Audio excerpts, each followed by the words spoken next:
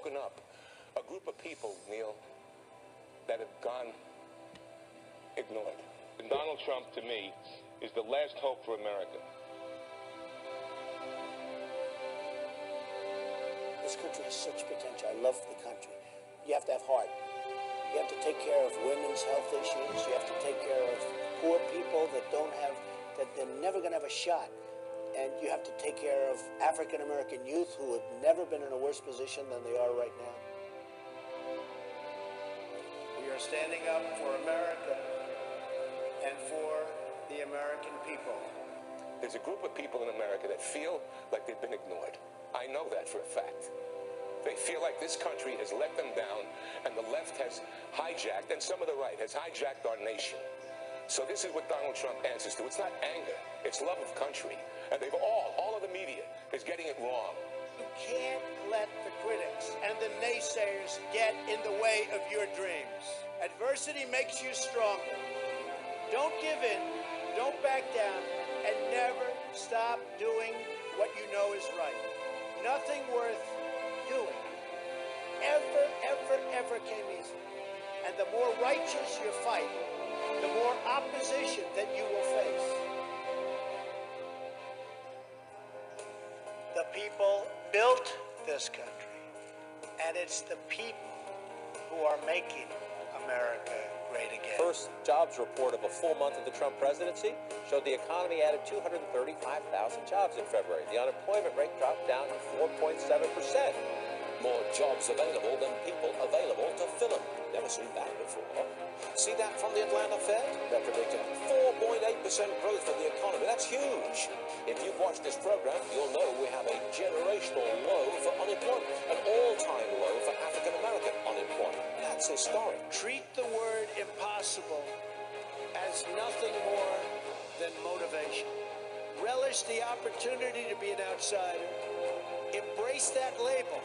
Being an outsider is fine. Embrace the label. Because it's the outsiders who change the world and who make a real and lasting difference.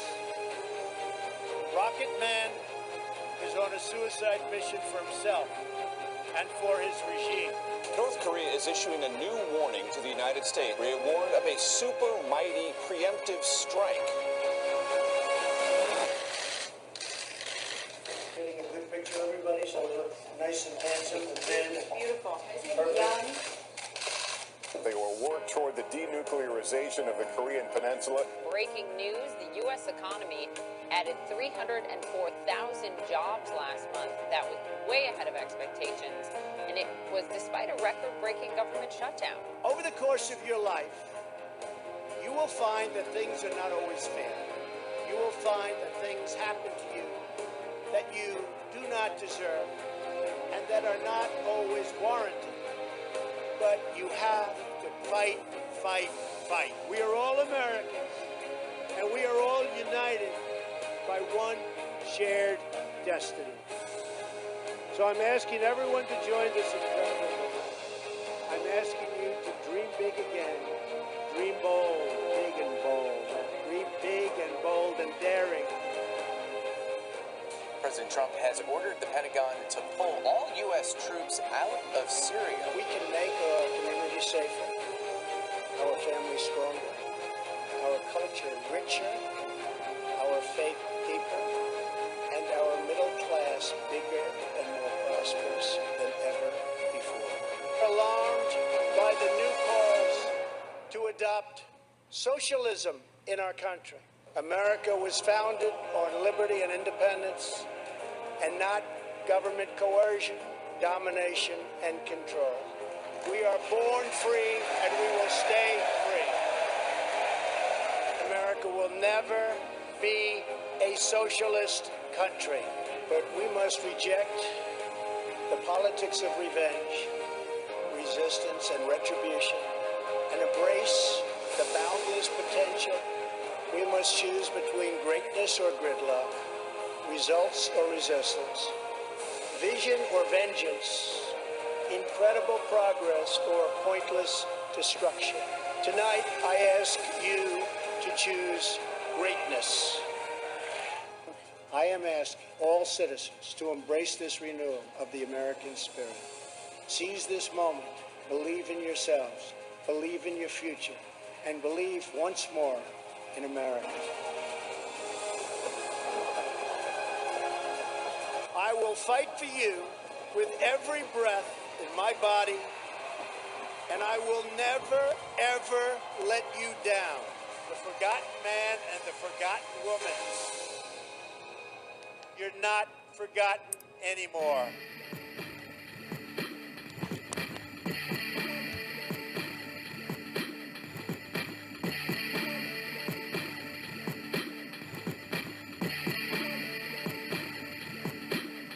The forgotten man, the forgotten woman.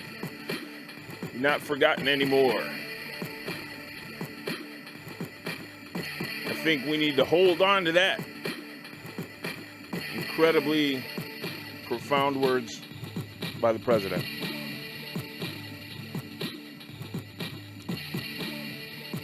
Those rallies that we were watching, those incredible rallies, the ones that made our left-leaning friends, Democrat politicians, socialist, Marxists, those rallies, they really got under their skin, huh? That was the,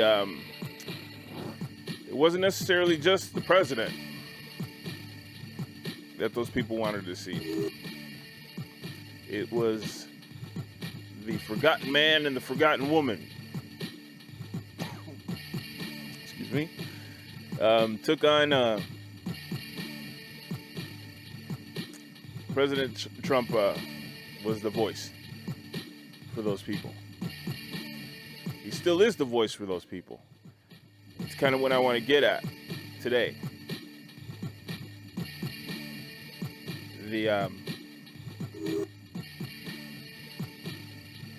And to get at what we can do.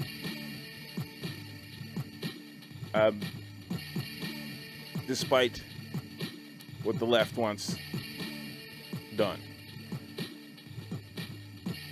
We can indeed keep fighting. It's my understanding that Biden is up in Georgia now. Something that was seemingly impossible, but miraculously, he's up. Same thing in Pennsylvania. Seemingly impossible, but up. He is now. He's going to be up in Arizona, I'm sure, and up in Nevada. It's going to be a wipeout. That is by, because every vote was counted. Doesn't mean every vote was legitimate. And it doesn't mean that, technically, it doesn't even mean that every vote was counted. Even though that's what the phrase says, every vote was counted. Every vote for Biden was counted, despite its legitimacy or not. Here's what we're going to do. We are going to continue the fight.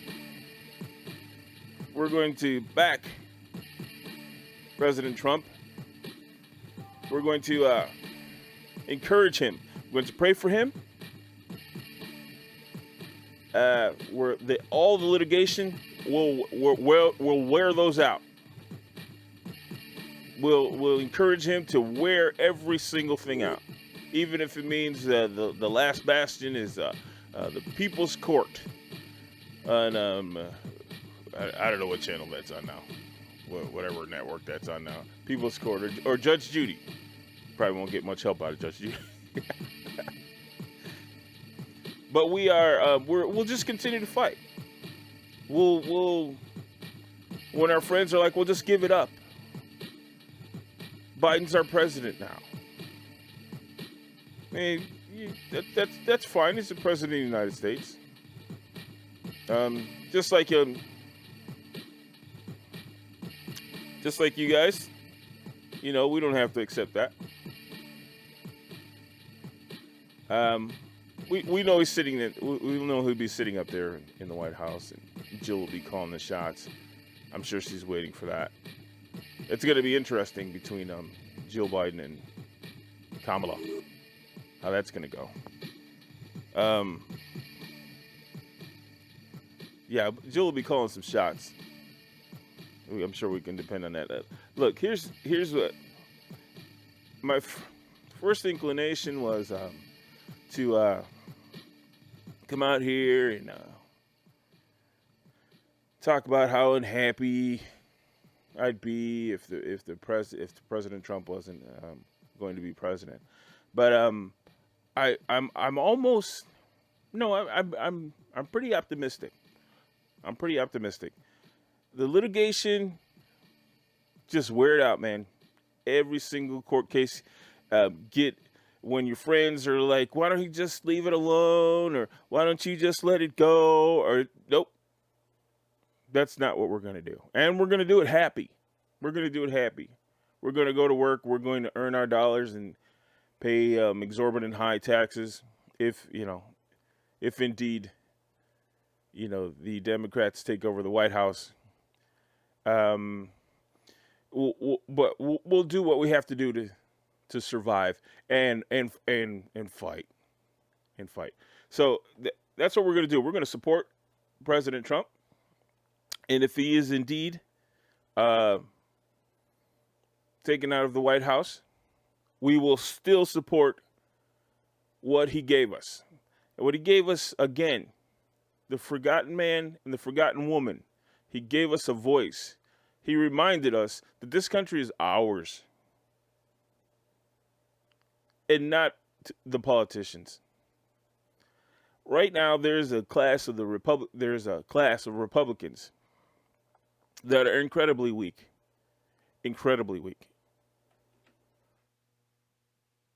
They look at it this way.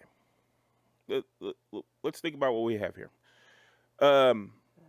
There's just a handful. Jim Jordan. I haven't heard too much from Ted Cruz. I haven't heard too much from Nikki Haley. But there's just a handful of Republicans right now that are standing up for the president. Doesn't it seem odd that they seemed all gung-ho? Well, I can't necessarily say that either, can I? Because not everyone was on their side. And things like, there's organizations like the Lincoln Project, thank you, Michael Steele, douchebag, and Kellyanne Conway's husband, what's his name? I think it's Dunce Conway.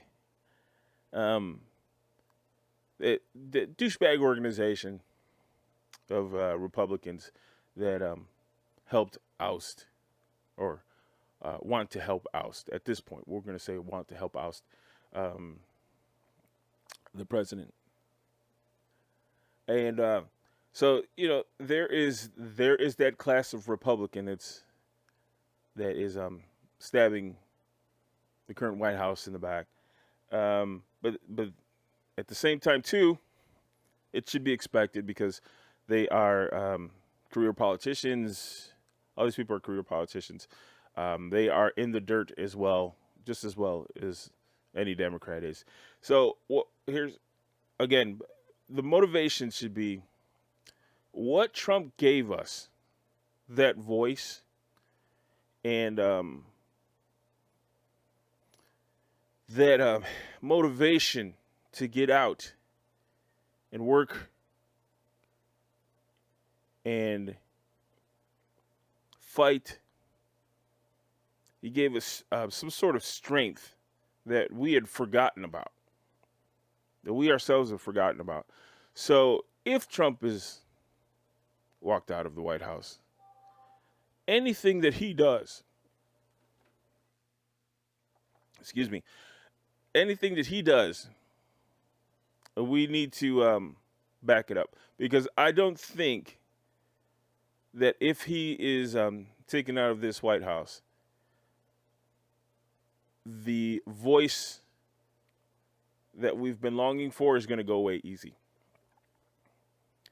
the undercurrent, the rumor, the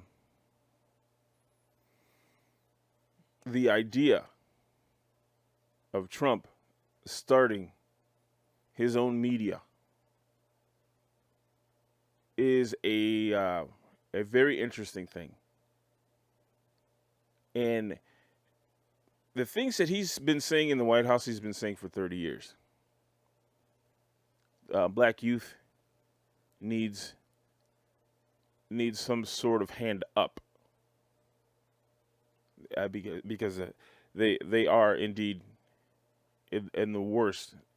They were at the worst that they could have been, and he started to turn that around, and that wasn't good enough. That wasn't good enough for our left-leaning friends, our Democrat friends, our Democrat politicians. Their women's health.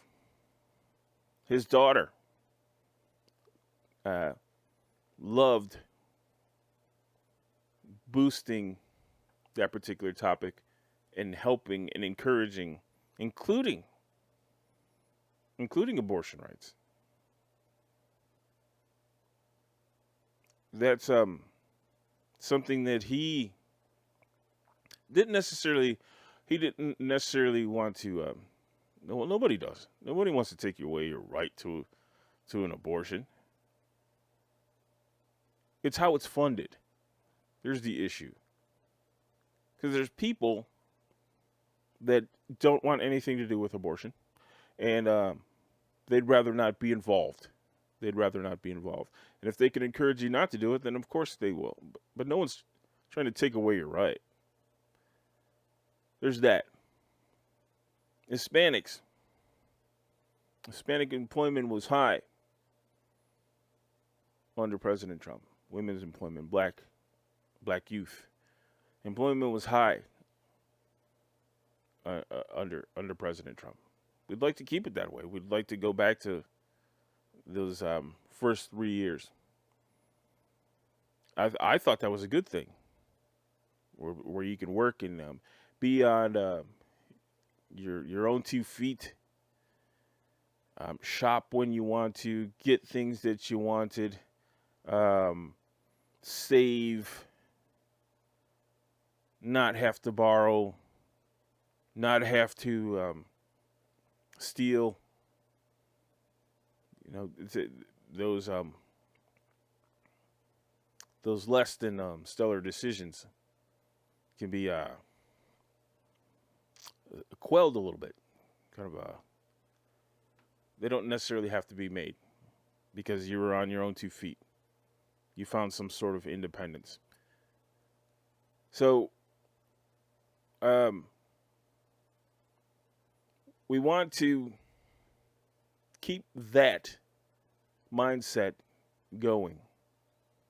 Independence, America first, energy independence, fight for actual health care for individuals that absolutely need it. An actual fight, not a tax. Not a tax. Just handing money over to the government so they can decide who lives and who doesn't. Who gets what procedure before someone else that may actually need it.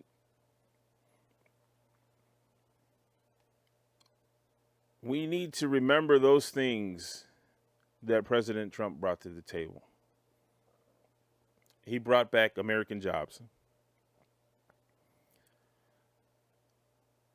He fought those that overseas, China, Russia, North Korea. He fought to remind them that we are our own country, that we are the best, the bastion of hope.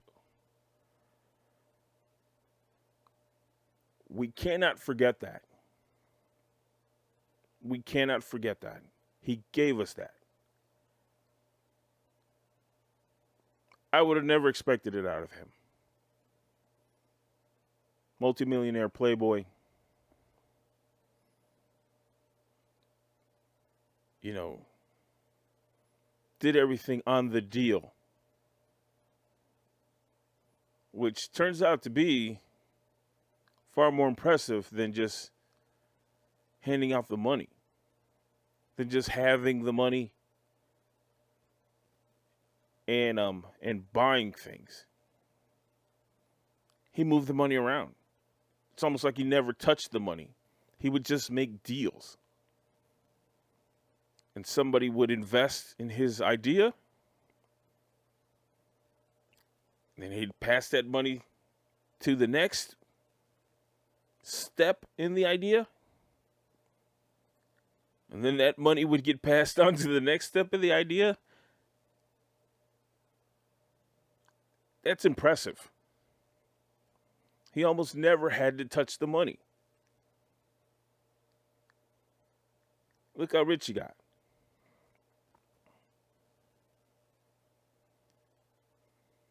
For him, it wasn't about having the money. It was about what the money can do for you. And people forget about that. Because people love collecting money, right? And not doing anything with it. They just need more money. And this guy was the ultimate, or is the ultimate, in understanding what the money can do for you is what you're ultimately fighting for, right? So he brought that to the White House, and things turned around for the best of this country.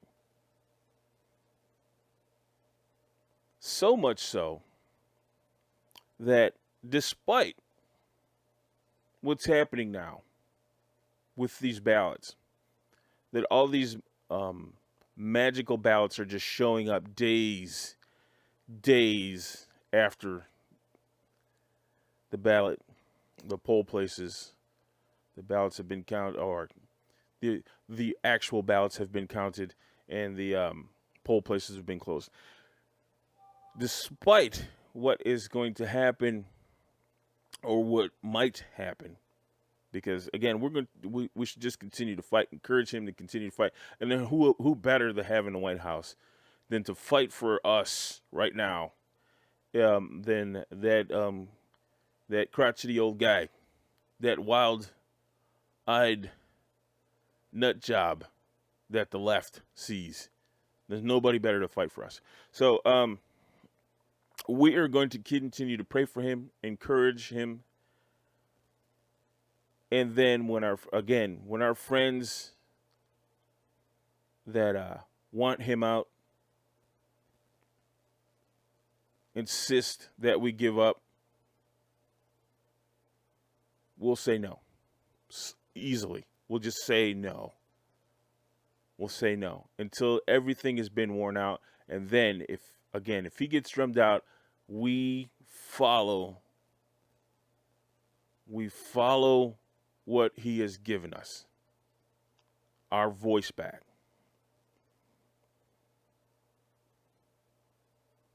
If he does start his own media, jump all over it, people. Jump all over it. Because not only, again, has he been saying the things that he's been saying as president for the last 30-some plus years. And unfortunately for some of us, like myself, we didn't bother to listen. We didn't bother to listen until it's too late. Because that's where we're at right now. And maybe if we would have paid attention, we could have turned this one around. Turned it around by now. The country around. Not this election. But he's been saying these things for over 30 years. So he's got a head start on most of us. On top of that, he was at the top of the heap in the White House. So he knows far more far, far more than we can ever imagine, and he will be sharing. He will be sharing. So, again, we're going to fight to the end with this man. We're going to be happy because we are the happy half of the country. We are the happy half. We are not the destructive. We are not the angry half. We are not the over emotional half. We will fight with a smile on our face, knowing that the ultimate goal is not President Trump in the White House. It's not. It's about making America great again. Before I go, I want to tell you something I came with. I want to show you why I want to. Well, it's about Ice Cube, and it's an interesting perspective. It's kind of a microcosm of what's happening right now. We all know that in the last few weeks, Ice Cube had talked with President Trump. He didn't endorse President Trump. He didn't endorse him. He's not going to endorse anybody.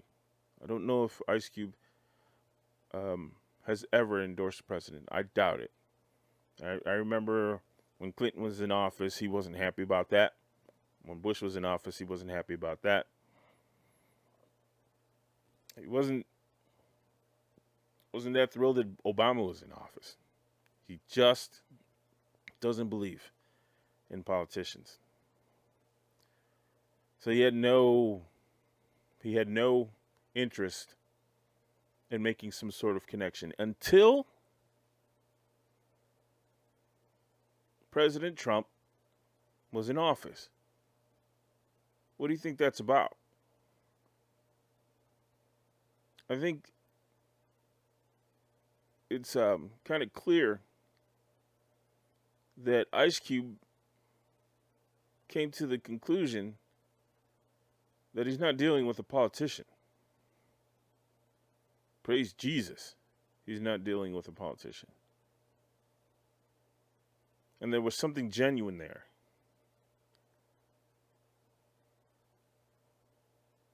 It's funny to me because I've been an Ice Cube fan for a really long time. And it's funny to me that one of the biggest signals of the Trump administration is Ice Cube coming to a positive conclusion with Donald Trump on how to help black people. Now, it doesn't seem like that's the answer to America. Just, just give something to black people. But it is indeed an actual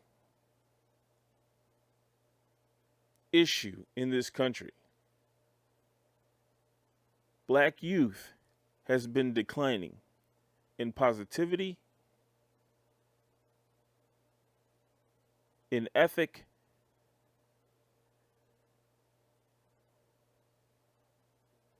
in trust in this country for decades now. Because the system has indeed been stacked against black youth. Let me explain. When Johnson signed the Civil Rights Bill, just before that, and I'm sure many of you have heard this before, but just before he signed the Civil Rights Bill, what they put together in the idea on how they were going to approach this, Johnson summed it up in just a few words. He said, "I'm going to have these niggers voting Democrat for the next 200 years. That should tell you everything you need to know. Just on a sidebar, the can't remember the exact wordings, but Johnson asked one of his drivers, who was black, do you prefer to be called by your name? And the driver said, well, yes, of course. And again, I can't remember the quote exactly, but he pretty much told him that that he's never going to be much more than a nigger.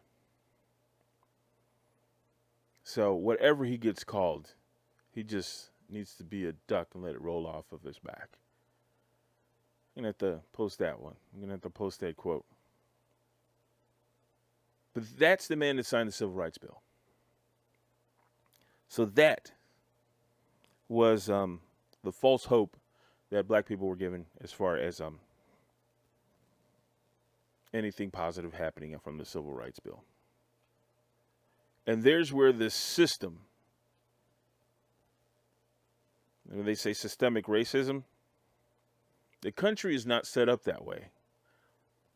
But you can argue that since the Civil Rights Bill was signed, it was. There was the Jim Crow laws, which made it legal to just keep black people down. Before that. And it was almost as if the Jim Crow laws were, here's the dragon. This is as worse as it can get. And then when we turned to government with Johnson in office, we were like, well, see how bad things can get? Well, let me fix it for you. I heard Steve Deace from the Blaze Network mention the story of where the king who's going around, the evil king is going around killing people. And the people were like, well, I need this to stop. I need this to stop. And so he hired a proxy. The king hired a proxy to take care of his bidding. Well, the proxy was worse than the king. And then, of course, the people were like, good Lord, this is worse. Somebody's got to make this stop. And one day they wake up and there's the proxy's head in the middle of the town square. And so now the people were like, thank goodness. And the king just went back to his old ways. But it wasn't as bad as the proxy. So the king got what he wanted, either way. And the people felt that the best way was the way the king wanted it. And that's basically what the country has done. So for all the people that believe that the black community, black youth, black men have suffered, indeed, it is an actual issue. We shouldn't expect everyone to understand that. We shouldn't expect everyone to understand that. And Ice Cube said, hey, a few weeks ago, hey, look, we're black people. We've been through so much worse. We can overcome. And then you get a guy like Trump who comes in and literally sees the issue, sees the problem. He literally sees the problem, and he says it has to be fixed. This country can be so much better, but right now, The ones that need to lift themselves up cannot lift themselves up because they were knocked too far down. So he got with a very important man. Call him a very important black man if you need to. And far more important than you think. Because a lot of the things that much of black culture right now, Ice Cube has a hand in it. Much of black culture right now, Ice Cube has a hand in it. So where he kind of steps, Black America does follow. So Ice Cube wrote recently, tweeted, I got the President of the United States to give the black community $5 trillion. This isn't word for word, but I'm pretty close. I got the President of the United States to give half a trillion dollars, $500 billion to the black community. And niggas mad at me.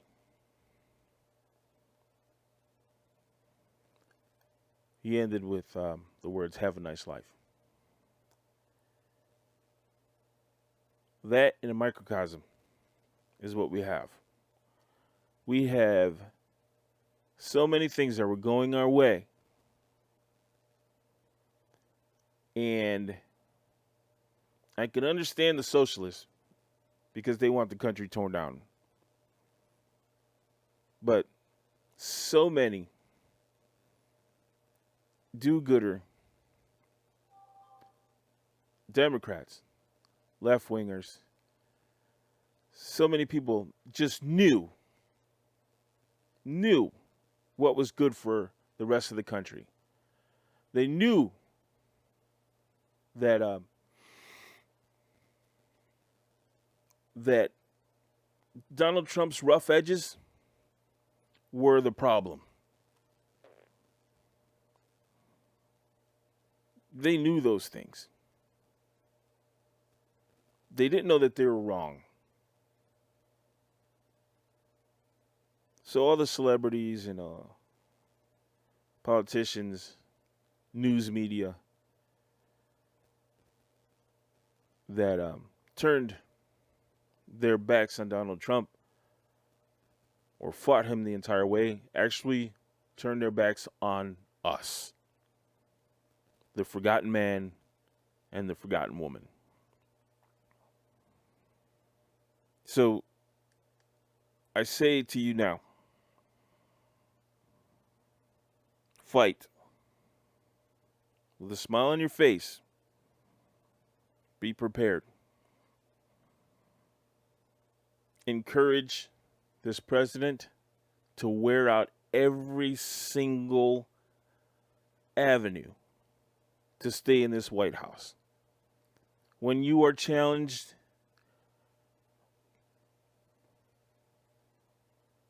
let it roll off your back. Your friends are already angry. Your family is already angry. So many people have turned our backs on us simply because we see what was coming good out of this particular White House. We see the good things that were coming out. So they're already angry. Some of them already hate you.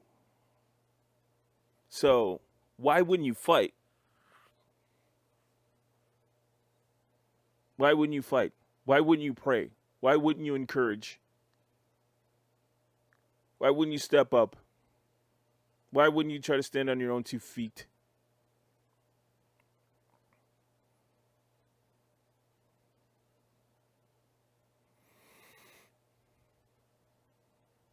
We had a good president. We have a good president. We currently have a good president. I would have never said that 4 years ago. I would have never said that 4 years ago. Some of my friends saw it. I heard what he was saying, and it needed to be said, but I didn't think that he would be able to carry it through. So, and he did. The good things came through because he wanted to do that, and he saw that it needed to be done. He didn't get us in any wars. He brought troops home.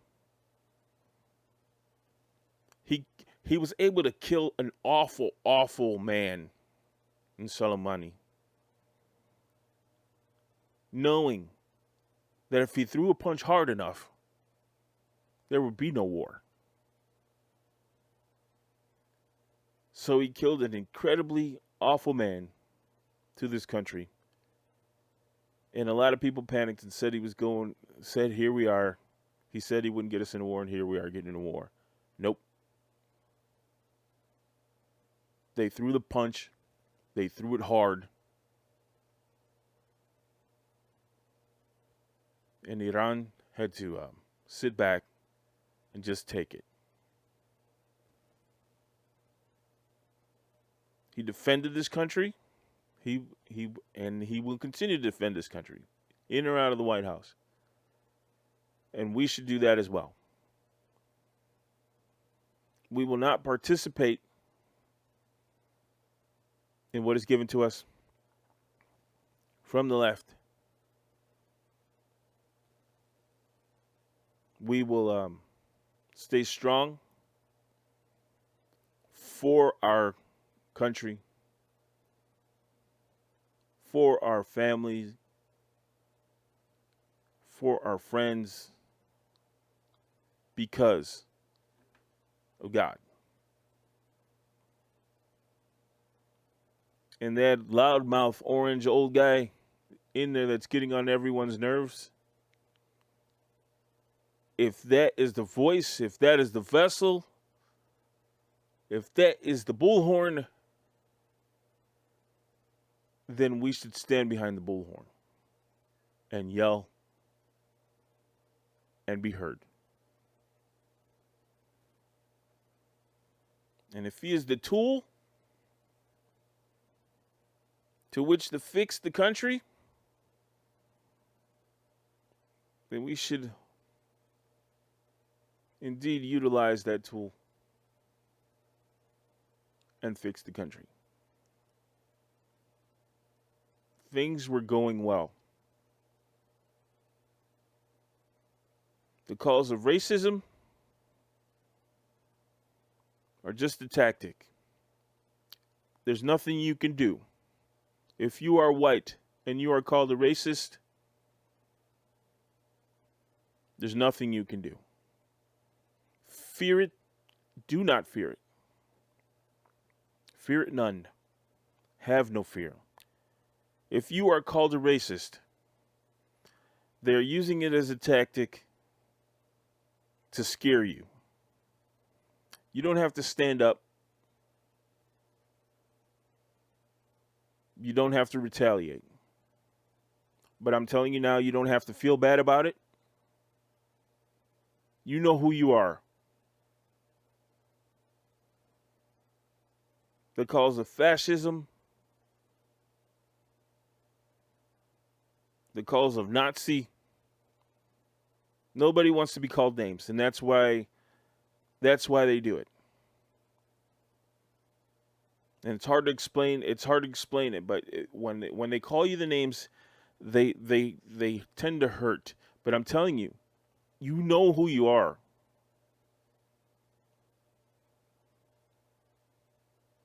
You don't have to accept someone calling you names. You don't even have to fight it. You can simply say, I'm sorry you feel that way. But I live my life and you will live yours. So we fight from here on out with a smile on our face and God in our hearts. God bless you, President Trump. We will pray for you, sir. Do not give up this fight. We are already under the skin of the left, the liberal, the socialist, the Marxist. Why stop now? This is A to Jet Noise.